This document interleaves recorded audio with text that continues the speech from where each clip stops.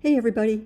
So today I've got a parchment paper underneath my page instead of that messy looking sheet that I used before to show you have other options. I've taped the coil as usual, and now I'm using a few colors of pencil crayons just to do my background mark making. As you know by now, this is only to get into the zone and perhaps leave a few marks that may or may not show up later through the layers, but it's mostly to get into my zone. So I've got my box on my right with my stash of printed tissue papers. Normally you've seen me do black ink, spray it, let it spread around, and that becomes my first layer of marks. But this time I wanted to show you there are other options.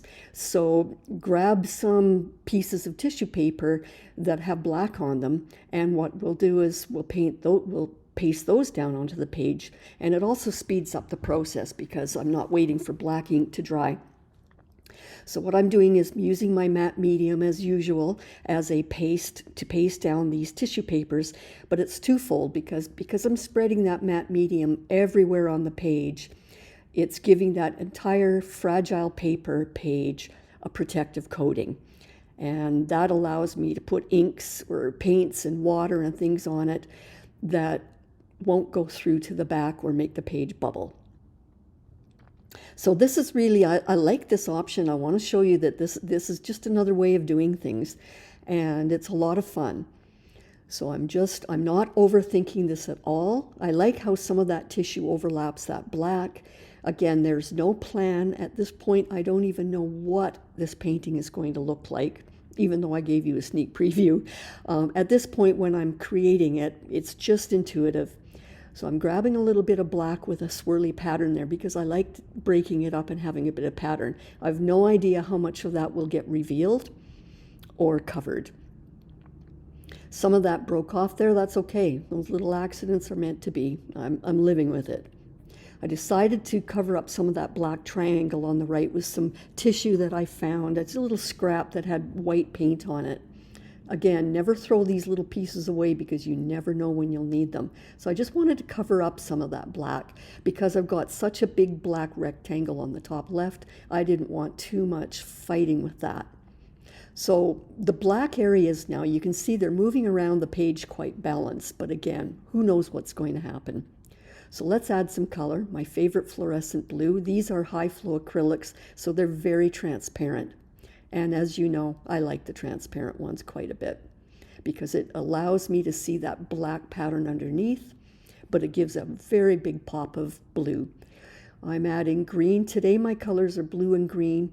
Normally I will use a quinacridone Nicolazo gold as my third as an accent, but we'll see what happens. You can see I'm not touching the blue and the green together because that would form a very dark green, which I don't want. I want to keep these happy, vibrant colors. So leaving that white in there is twofold. It allows them not to touch, and it gives a bit of balance of white already in the page because my four colors will be blue, green, black, and white. I've got these in my box. I've got previously printed. This was from a stencil with script. I'm trying to decide. And again, I like to teach you that this is just my thought process. I didn't want to show you how I did everything exactly how it ended up. I want to show you where things evolved from. I didn't like that. So I'm looking in my stash. This I printed in I think it was my second printed tissue demonstration I did for you. So there will be a link so you can see that. I've decided this is that vibrant green. When I painted that on the tissue paper, it was mixed with white, so it brought it out a little bit more opaque, and I like that, and I knew that I had that piece of tissue, and what I needed was a little bit of opaque green to go over top of that blue. If I would have just painted it with the transparent green, it would have, again, turned into dark green. So this way I'm keeping the vibrancy of that green, and look at the fun. So I'm also deciding that that's probably going to be my placement. I like that it covers up some of that black patch right there below my hand, cutting away the excess that I'm not going to need. So this is the beginning, the beginning of where things start to happen. I had a lot of fun with this one, and I was in a funky, spunky mood. So you get to see the results of funky, spunky mood Joan. I wasn't so contemplative, I was in a playful mood. And so again, I'm covering up some of that black and leaving the scroll, patting it down in place, and then I use the paintbrush to paint down the matte medium as a glue. Trust me, if you're going to use a paintbrush like I have here, use a really cheap one, because especially after today's session, I didn't put it, normally I have a big jar, a sauce jar of water, and in between layers I stick it in there so that the glue doesn't dry on the brush.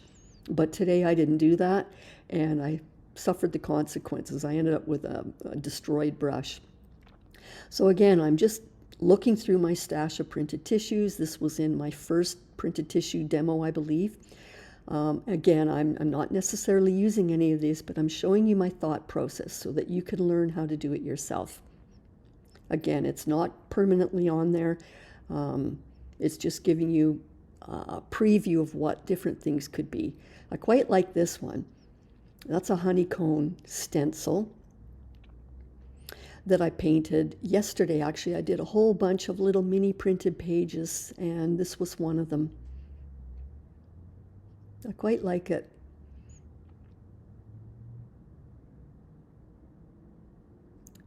But I'm not sure if I'm going to use it. I'm just, again, showing you my thought process. What's going on as I place all of these options down is, do they go with the green pattern that I've glued down already, or do they fight? And I don't want to fight with, I quite like what you see right there, and I don't want to fight with it. I want to balance that and offset it. This is wonderful. I used a fine liner applicator that I put my high flow acrylic white paint in. Such fine lines, and I love my circles. So what I'm finding is, as hopefully you can see as you look at this as well, this seems to work a lot better. I like it. I already know right away that this is going to work. It's not going to fight with that green pattern. It's not going to fight with the black. It's just going to be a very subtle. And you can see this is a really good example of showing you how the tissue disappears when you glue it down, and mostly what you see is just the white scribbles. I've decided I want to bring that right over to the corner. So I'm going to tear off a little bit more, another row of those circles. And I love how these circles are just intuitive. When I did them yesterday, I didn't use a stencil to make them perfectly round. I like that they're haphazard. Just like the black smudges there, dots there in the page, they're haphazard. So as you can see, it's giving another layer. It's covering over that black rectangle, making those circles pop, but they are not fighting with the rest of the page. I did this yesterday as well with just some squiggle lines. I had a lot of fun printing all these things yesterday, but I'm sorry I didn't record it. That would work in that spot, but I quite like it being up there. So let's put it down there.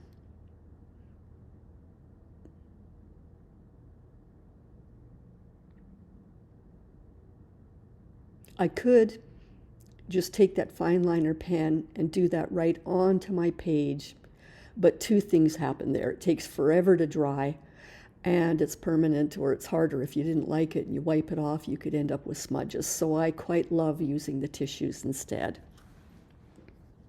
It gives you options as you work. So I'm trying to decide. There's a very big patch of green there. I'm looking at those X's and I'm thinking they're too rigid. I don't like them. I like the softness of these circles, of this honeycomb print. So the first honeycomb print I showed you was bolder. This was a ghost print. It was the second pull from the tissue, from the gel pad. And so it's way more subtle, very delicate. And I love how delicate it is. I think that's exactly what I needed over top this green corner.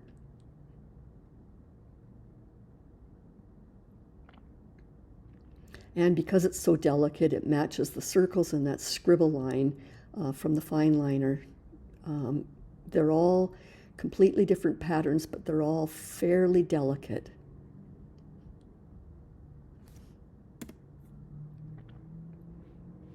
especially when I actually paste it down now with the matte medium. The tissue disappears and it becomes even more delicate. Look at that. That's what it needed. That makes my soul sing.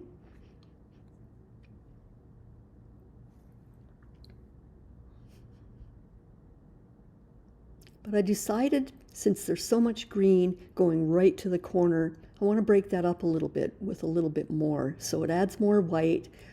It just subtly intensifies the look.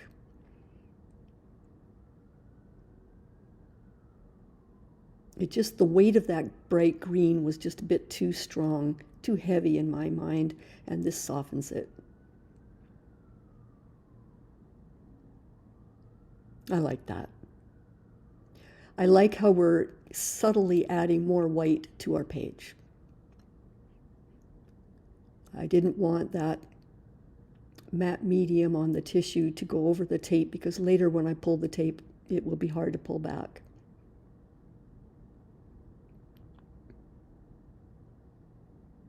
I'm really, really liking this. Again, when I placed those first black tissue papers down on the page, I had no plan, but look what we've created already.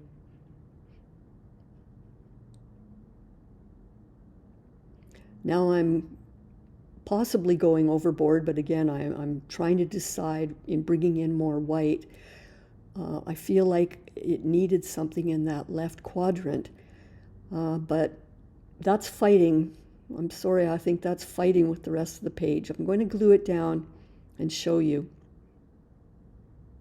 But already in my heart, I feel like it's wrong. But I'm doing this on purpose to show you your options and your choices that you can make. And you might like that, but I find it's all of a sudden when I add that, it's fighting on the page, and the page doesn't know there's no story here. It doesn't know what it wants. So while it's still wet, because I've put so much matte medium down, it's still very wet, so I can pull that back. Let's put that back in place, because that's a keeper. That didn't work. That's okay. Let's try something new. Now, I like the idea of this, but I feel like if it was with a very broad pen brush stroke, it would have worked better. And you might like doing something like that. Get a fatter brush and do that kind of a squiggly pattern in white, but a bold white, a broader brush. I think that really would have worked today. But in putting this down, I can see it's not working. You can overdo things. Sometimes less is more, and I don't want to overdo those fine liners. Now, this is that nickel azo gold that I was talking about. It makes a great accent. And again, if this was white, I think I would have placed that down. But this is that gold color. And I'm deciding even as I put the matte medium down, but I'm trying to show you the pattern. I think it really would have worked in white, but not in this color. It's all of a sudden it puts the focal point there, and the rest just doesn't make sense. I'm pulling that away. It's not working. I like the idea of sticking with blue, green, black, and white. In a last-ditch effort, I brought another piece out because I do know that these colors work so well together.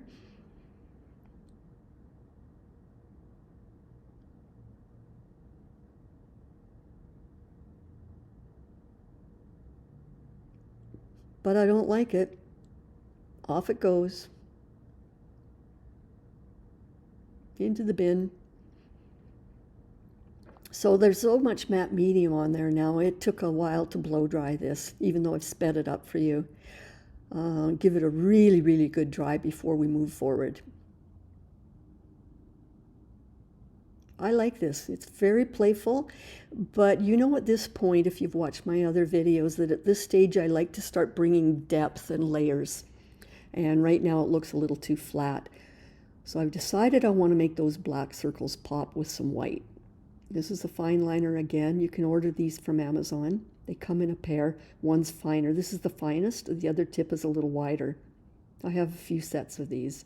So what I'm doing now is my layer technique, where I'm making these white circles pop to the foreground. You know, I like to reveal, when I find circles, I like to reveal them. It's just my signature thing to do.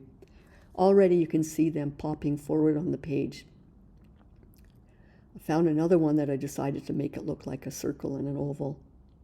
And there's a couple on top that I'm going to do as well, a few of them. You can see already now they've come to the foreground and pushed everything back. And this is the magic that starts to happen at this stage. These are really wonky shapes. I love these three wonky shapes.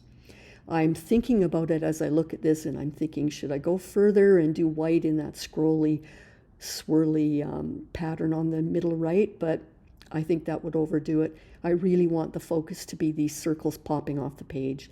And I like how the other area just stays in the background. I've got an old Jello or pudding container here. They make great paint. By the way, that was very dry when I placed that down. Don't do that if it's still wet. I've got some previously mixed transparent blue from the top color there. I mixed it with fluid white, and I had it in a pill container, because I decided I wanted to add a little bit of fuzziness and fogginess to the page in certain areas, and I didn't want to bring another color. So this is that very same transparent blue mixed with white, so it will work. Because it isn't transparent anymore, I have to use my brush to spread it around a little harder so that it's fuzzy and not too strong.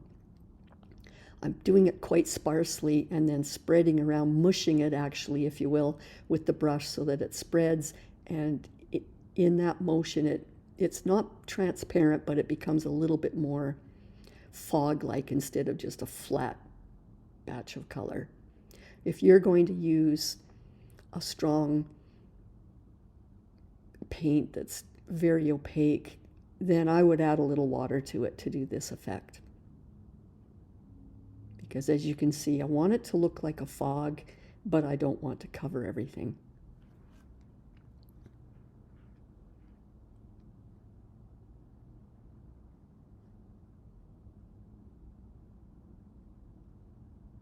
Now you have to think about this as you're doing it, because if you don't like it, you've got to dab that off with water fairly quickly, because it's just a thin coating and it will dry quite fast. But I'm kind of happy with the direction this is going, so I'm not too worried about that. I didn't like that green in the top right. I'm trying to get rid of it, so I'm doing several layers of it over top of that and not pressing as hard up there because I really want the paint to sit on top of that green. Took a few tries to get it right. But I like that light sky blue, foggy look up in the corner, which helps to make the green dribble lines that I've glued on there, makes them pop a little more, and it brings them more to, makes your eye move now towards the center of the page and not so much off the corner. So I'm kind of balancing the other corner as well, and I didn't like that black down there.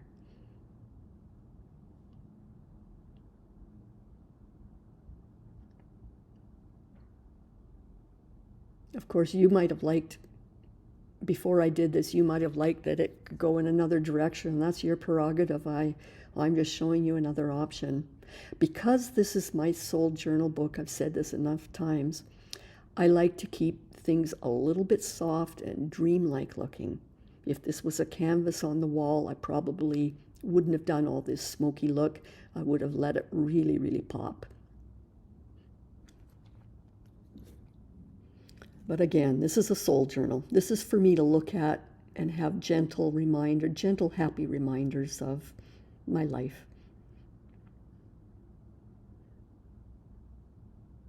And I want to remind you, you can be a beginner doing this. We've done no sketching, we've done no actual drawing, but look at the masterpieces we're making. And it keeps, for the however many hours that you spend doing this, I've sped it up, of course, but usually it takes about an hour. That's an hour of my soul time. It's just for me to play.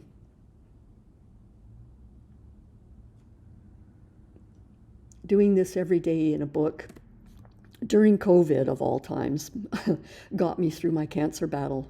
I was not doing any, major pieces for shows or anything. I didn't have the energy, but I certainly worked on an art journal book every day, and it was really, really good therapy for my soul. I highly encourage, if you're going through an illness or a rough time or recuperating from a surgery and you're not very mobile, just play, have some fun. If you can't get outside, you can explore on the page. I'm not telling you this for any sympathy. I'm just telling you this because I want you to know that if you're going through a tough time, this is really good therapy.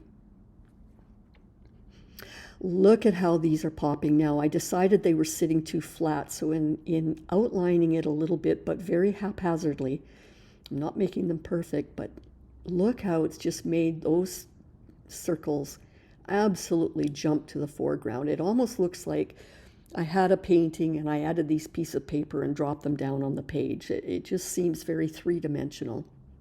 I really, really like what happened there.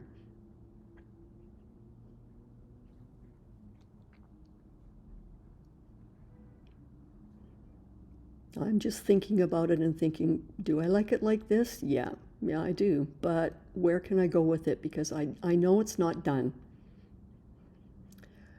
Even though I'm taking off the tape, as I'm doing that, I'm thinking, no, it's still too flat. I need to liven it up a little bit.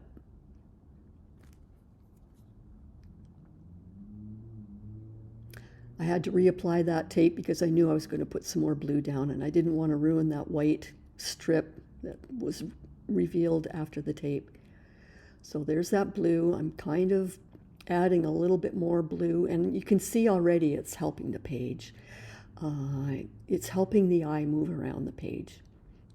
And because it's so transparent, I'm able to do that, which is glazing. This is called glazing. It's so transparent that you can try one layer, smudge it around. Again, if I used a brush, it wouldn't be so smudgy looking, so I use my fingers.